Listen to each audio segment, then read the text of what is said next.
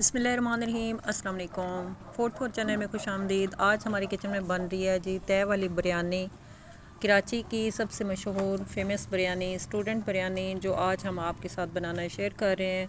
और ये बिरयानी सबको बहुत ज़्यादा पसंद होती है।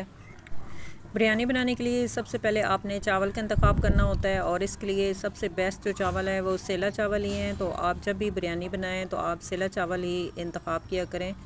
तो चलें अब रेसिपी की तरफ चलते हैं। यहाँ पे हम सबसे पहले एक पतीला लेंगे और फ्लेम को ऑन करके इस पतीले में ऑयल शामिल कर देंगे। ऑयल को हम गरम कर लेंगे।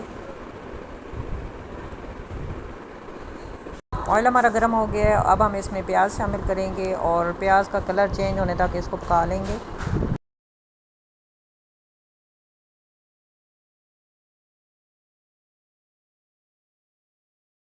मीडियम टू लो फ्लेम पे पकाते हुए प्याज को हम हल्का गोल्डन कर लेंगे। और जहाँ पे जी प्याज हमारे ब्राउन हो रहे हैं तो अब हम चलेंगे नेक्स्ट स्टेप की तरफ। और यहाँ पे हमने चावल को पहले से भिगो के रख लिया है। मेरे पास जो चावल हैं वो सेला चावल हैं, और सेला चावल को जितना ज़्यादा भिगोएंगे तो वो इतना ही लंबा होगा और अच्छा बन के तैयार होगा। तो यहाँ पे प्याज का कलर हमारा चेंज हो गया। अब हम इसमें शामिल करेंगे हाफ़ के जी चिकन शामिल करके हम इसको अच्छी तरीके से भून लेंगे। बिरयानी बनाने के लिए प्याज को हम ज़्यादा ब्राउन नहीं करेंगे। अगर हम ज़्यादा ब्राउन कर लेंगे तो इसमें फिर हमारी बिरयानी का कलर भी चेंज हो जाएगा, तो इसलिए हमने प्याज को हल्का ब्राउन किया है।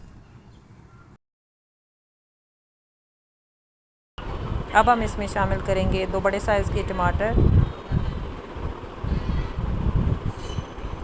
टमाटर को भी हम सॉफ्ट होने तक पका लेंगे।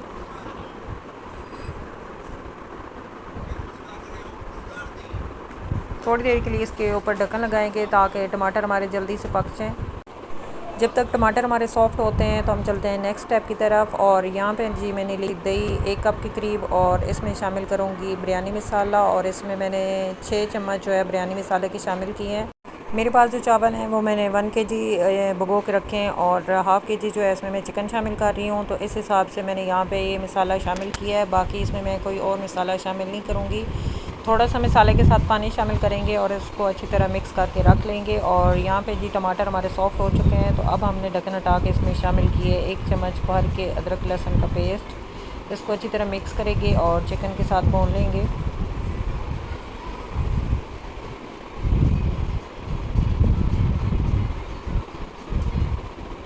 अदरक लहसुन की खुशबू आना शुरू हो चुकी है। अब हम इसमें शामिल करेंगे मिक्स किया हुआ मसाला शामिल करेंगे, और इसमें थोड़ा सा पानी शामिल करके इसके साथ जो लगा हुआ है वो भी हम इसमें शामिल कर लेंगे और अच्छी तरह मिक्स करके भून लेंगे।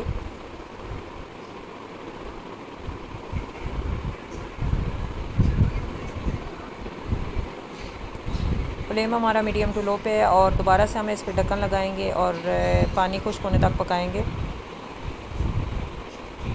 यहाँ पे जी दही का पानी खुश्क हो गया है और घी भी अलग हो गया है। अब हम इसमें चम्मच चलाएंगे और इसकी थोड़ी देर के लिए बुनाई कर लेंगे।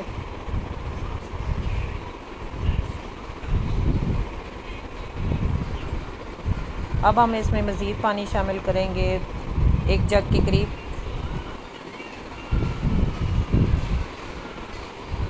पानी शामिल करके अच्छी तरह मिक्स करेंगे और ढक्कन लगा के पानी को उबाल आने तक पका लेंगे।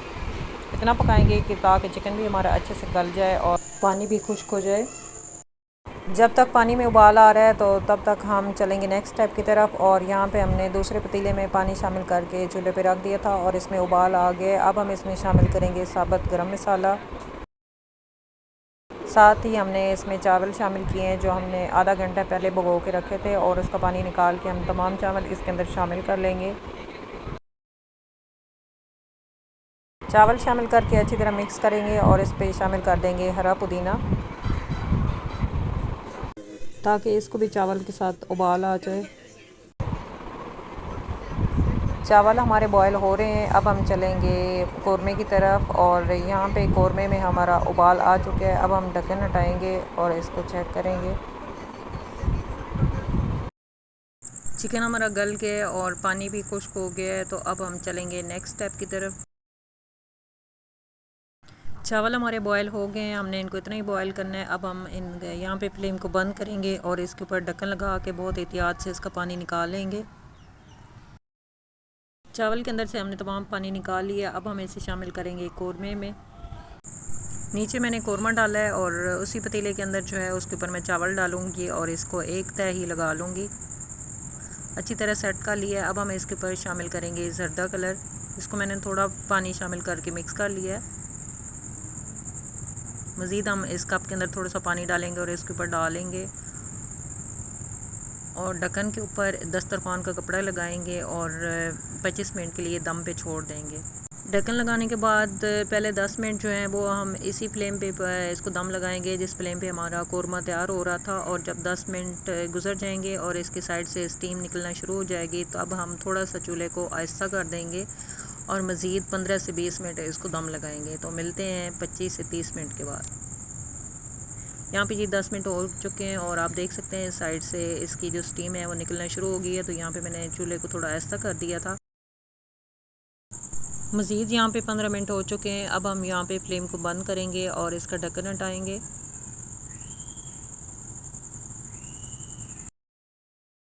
जी यहाँ पे हमारी मज़ेदार खुशबूदार खिली खिली बिरयानी तैयार है जो आप देख सकते हैं। और चावल का एक एक दाना भी बिल्कुल अलग है।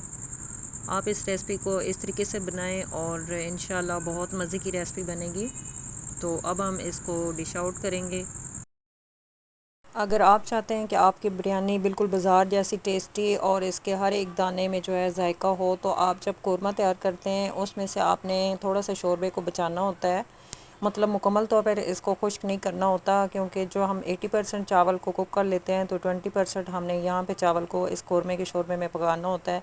इससे चावल के हर दाने में जो है वो कौरमे का जायका जाता है और हमारी बिरयानी जो है वो लाजवाब बिल्कुल बाज़ार जैसी तैयार होती है।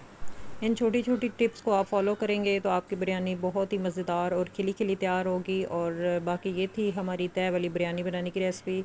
अगर आपको अच्छी लगी है तो लाइक करें, शेयर करें। चैनल पे नए हैं तो चैनल को ज़रूर सब्सक्राइब करें।